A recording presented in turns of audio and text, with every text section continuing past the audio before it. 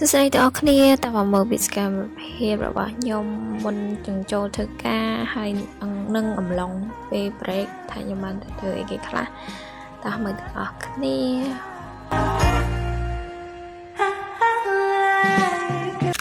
ពេលដល់កន្លែងធ្វើការភ្លាមត្រូវចូលបន្ទប់ផ្លាស់កៅអៅដើម្បីផ្លាស់កៅអៅត្រៀមចូលធ្វើការដូចជាខានចេញវីដេអូ Viber ចឹងរៀងយូរដែរនេះដោយសារតាមកនិយាយចុងក្រោយរឿង stuck ជាមួយកន្លែងធ្វើការអីតិចចឹងចង់ចូល stuck ហើយខ្ញុំទាំងអ្នកទាំងអស់គ្នាមក stuck ខ្ញុំបន្ទាប់ពីផ្លាស់កៅអៅផ្លាយហើយក៏មកលេប sunscreen តិចតួចពីខាង P24 លេប sunscreen ហើយក៏មានដល់ពេលដែលយើងត្រូវមើលសក់ដងសិតសក់លេខកមូនសក់អីចឹងទៅដោយសារតាសក់ជ្រុះក៏ជ្រុះដោក៏ដោចឹងទៅយើងត្រូវការលេខកមូនសក់ឲ្យវារៀបៗចឹងទៅពីលេខកមូនសក់លេបអីហើយត្រូវរៀបក្រែមលេបជាបន្លែតិចតួចប៉ុណ្ណឹងហើយចាប់ដំណាក់កាលដំបូងដែរមុននឹងធ្វើការ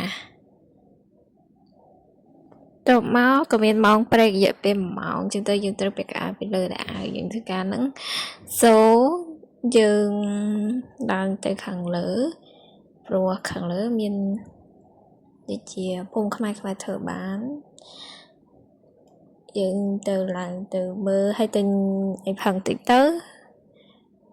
នៅខាងលើហ្នឹងស្តារបស់ខ្មែរទាំងអស់មានទាំងភេសជ្ជៈមានទាំងម្ហូបអាហារជាដើមហើយខ្ញុំទៅហ្នឹងថ្ងៃធម្មតាមានមនុស្សតា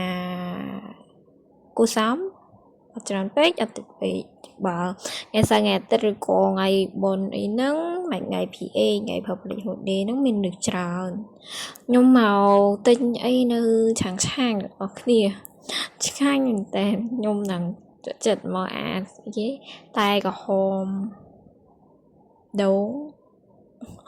I don't know អាហ្នឹងមានជាការផឹក3ថ្ងៃជប់គ្នាហើយចាសូមអរគុណទៅពី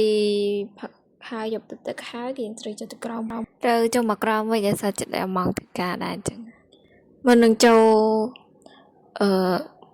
ធ្វើការម្ដងទៀតត្រូវ check ក្រុមមីងរបស់យើងទៅមានជាការលេខកមូនសក់លេខកមូនសក់សាមីហើយមានលេបក្រែមតិចតួចសាមីមួយទៀតត្រូវពាក់ accessory ជាមួយនឹង uniform នេះជាផ្លាកឈ្មោះការទីចឹងទៅមាន equipment ជាមួយយើងមួយដែរដោយសារតាមានវគ្គក្រុមមីងឆេកចឹងក្រុមមីងឆេកខ្លាចក្រោបក្រុមមីងឆេក so we have to wear all our accessory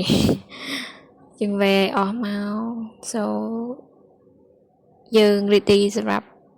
season ទី2ទៅពីពាក់រួចហើយក៏រៀបចំអីវ៉ាន់ដាក់ថង់ដាក់កាបូបចូលផ្លេចបានតែបាញ់ទឹកអប់មួយទៀតបាត់មានទឹកអប់ជីវិតនេះដូចជាវាសក់ណែនៅថែមកមុនតិចចូលយើងរៀបចំអីវ៉ាន់របស់យើងដាក់ចូលក្នុងទូ locker ទៅហើយតែក្រហមយើងទិញមិញហ្នឹងយើងដាក់ពីម៉ាត់តិចទៅ so everything is ready to start my work again so guys វីដេអូនេះមានតែប៉ុណ្្នឹងទេថ្ងៃនេះនំទាំងអស់គ្នាមក start ជាមួយខ្ញុំ so I hope I can get any idea to continue my video guys bye